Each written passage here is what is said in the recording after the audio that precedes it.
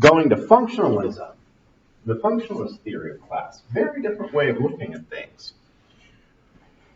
What the functionalist does, remember, you've got a structure and it serves functions.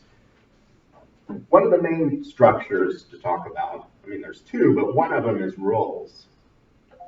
Society has roles that need to be filled, especially a society like ours that has a division of labor, right? You need doctors, you need computer programmers, you need business executives, you need judges, but you also really need construction workers. Can you imagine a judge building a building? That would be really, I can't imagine. I see a lot of people in the morning where I'm working downtown with hard hats on and stuff. I couldn't do any of that. Firemen, farmers, and police officers, and servers, and things like that. So we live in a society where all of those roles are needed. I wish there was an icon for a garbage collector, because that's a really good example of a role that we need filled, right? I think I'd probably mention, living in New York during a garbage strike. It was just the most brutal thing ever. It was the middle of the summer, hot and humid as all get out, and trash piling up. If you ever go to New York and you want to go to the Statue of Liberty, but you don't want to go through the whole tourist crap, take a ferry from Battery Park, which is at the tip of Manhattan, to Staten Island. Spend a couple bucks just to take the ferry to Staten Island, and you'll get close enough to it, and avoid the crazy crowds and everything. But if you're lucky, you will get to also see what New York does with its trash. They put it on big barges, and they take it, who knows, probably we don't want to know, but they take it on barges, and you should see all the seagulls. They are just like, it's like millions, not millions, but thousands of seagulls flying around the garbage, and it's smelling great. But imagine that just staying in the city. Then you really, really can appreciate how important garbage collectors are. But the point being that society has roles and it needs them filled, and somehow there has to be some sort of process through which roles get filled. Because a doctor, is it easy? Can anyone off the street? Oh, okay, I'm going to be a doctor. Does that work? God, hope not. Don't let me go to that person, right? Why not? We'd hope that they have experience. We'd hope that they know a little bit about the biology and the human body and how it works. And, if I cut into this part, what do I need to fix? What do I need to sew back? What does it mean when this vital sign is tanking? We want people to know that kind of stuff if they're going to be, doing these sorts of medical activities, fulfilling medical roles. Well, okay. So, right, we want people to have these qualifications. So how do they get them? A lot, and little school, a lot of school, right? To become a doctor, I've got a friend who's in residence. He's gone through a lot. He was lucky. He didn't take out a lot of loans, but he said his, I think, sister or something owes maybe almost $500,000 for going through medical school. He lives very, very, very modestly right now, but he knows once he's done, he'll be making lots of money, and he will. But he's already in his 40s, I think, or later 30s. He's going for a long time, deferring gratification, not getting to it. If he'd just gone into the business world, he'd probably be making pretty decent living and everything. But that wasn't what he wanted to do. He wanted to be a doctor, and he is going to make a lot of money. But there's a lot of sacrifice, and school is hard. Medical school is very competitive. I've told you stories about students that I had in an intro to sociology class at SMU, maybe 10 students in every crop of 50 to 75 students that were planning on going into med school at the beginning of the semester, and by the end, probably half of them had decided that I'm not going to be able to do that because they weren't making the grades. Not necessarily in my class, but it could have been. Get enough B's though, it gets pretty hard, or C's even harder. But it's a long, exhausting process. So why would people do it? That's we're setting it up. So the functionalist would say, well, to make sure that people get into these roles, they have to, they have to be rewarded. So different roles sort of offer different packages of rewards. This is a business person, a successful business person, and he's making lots of money, and he's got a big house, and celebration, and drinking. He's having his cake and eating it too, and all that kind of stuff. Those are the reward packages. Being an entrepreneur, slogging it out, working hard, coming up with an idea and seeing it through, being very regimented. Those are some of the things you often have to do. And in a society like ours, a dynamic economy where we, want constant innovation, continual innovation, we need people like that. So to get people into those roles, there has to be some sort of package waved in front of them of rewards to motivate them to pursue those roles and to make sacrifices that they need to. And that goes for any other types of roles. But, think about this. The easier the role is to fulfill, the lesser the reward package. Maybe it's not too terribly hard to become a construction worker. I mean, maybe it is, but just from the standpoint of the amount of training that you have to get and experience, it's something that you can, if you're healthy and everything, it's something that you can get into fairly easily. But, certainly it's a lot easier than, say, becoming a doctor, because you've got 6 or 8 years of going through school and putting, investing in it and everything.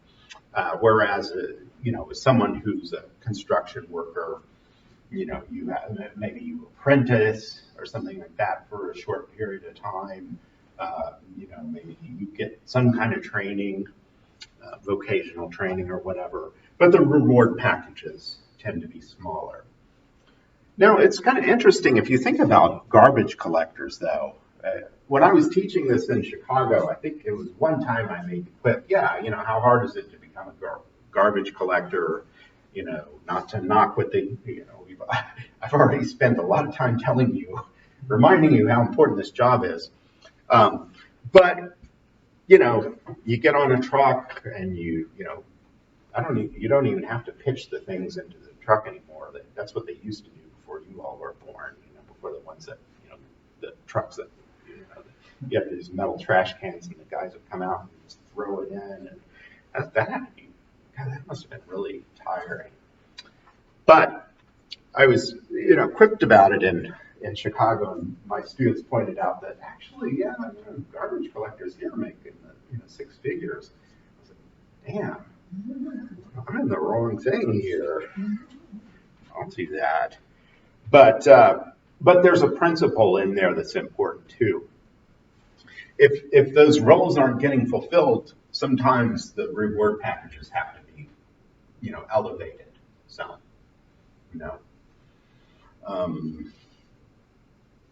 even, like doctors, anesthesiologists, that's, your chance of getting sued, I think, is really high. And so that became a very unattractive specialty. So, had to start upping these guys, to make it more attractive to pull people in. But that's the idea that functionalists emphasize, and that's typically used to explain the system of stratification. It's all about, there's different roles, the society needs them fulfilled. At the same time, and I didn't really mention this, but there's also, on the one hand, there's the sort of difficulty and the amount of sacrifice and training and so on to get into the role, but there's also an issue of the number of roles too.